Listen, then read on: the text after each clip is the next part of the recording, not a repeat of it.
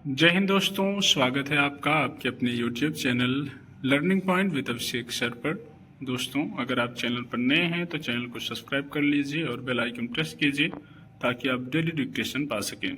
दोस्तों, आप सबके लिए उत्तराखंड APS के लिए स्पेशल पेड बैच चलाया जा रहा है, जिसको मॉर्निंग में 7 बजे और इवनिंग में 7 बजे 3 डिक्टेशन डेली प्रोवाइड किया जाता है और एक मैटर इसमें पढ़वाया जाता है, एक की हिंदी बनवाई जाती है और इंटरचेंज करके उसको मैथ्स को करवाया जाता है और एक रनिंग प्रोवाइड की जाती है। इसके अलावा एडिटोरियल का मैटर भी लाइव प्रोवाइड किया जाता है, जो कि मॉर्निंग में 8 बजे से होता है। तो अगर आप भी इस बैच को ज्वाइन करना चाहते हैं तो आप हमें इस नंबर पर संपर्क कर सकते हैं 7393976701। आप हमें इस नंबर पर व्हाट्सएप या टेलीग्राम पर मैसेज कर सकते हैं, बैच की इन्फॉर्मेशन ले सकते हैं और बैच से जुड़ सकते हैं। डिक्टेशन शुरू होगी 5 सेकंड बाद।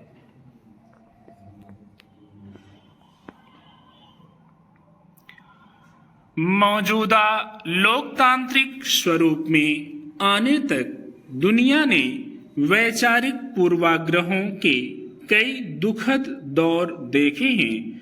नस्लीय दुराग्रहों पर आधारित नाजीवाद का वक्त उनमें से एक था और उससे पार पाने के लिए बड़ी लड़ाई लड़ी गई, कुर्बानियां दी गईं।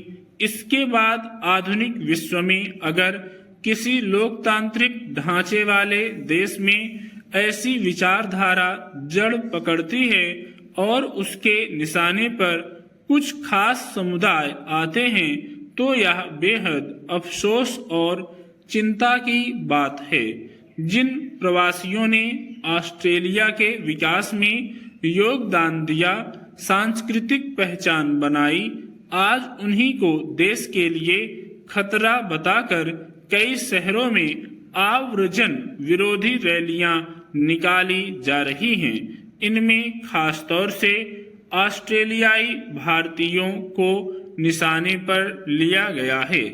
इस दौरान जिस तरह की सामग्री बांटी गई उनमें नस्लवादी विचार तो थे ही, साथ ही इसकी जांच में इससे 9 नाजी समूहों के संबंध का भी पता चला है। हैरानी की बात है कि आधुनिक विश्व में जहां नाजीवाद की छाया से भी दूर रहना जरूरी माना जाता है, वहां कुछ लोग इसके आकर्षण में फंसे दिखते हैं। ऑस्ट्रेलिया में पनपा 9 नाजियों का समूह छोटा अवश्य है, लेकिन इसका विस्तार इस देश की सामाजिक समरसता को भारी नुकसान पहुंचा सकता है। गनीमत यह है कि ऑस्ट्रेलिया की सरकार ने इस तरह के दुराग्रहों को लेकर गंभीर चिंता जाहिर की है, मगर पिछले दिनों नफरत पर आधारित कुछ घटनाओं को गंभीरता से लेना होगा।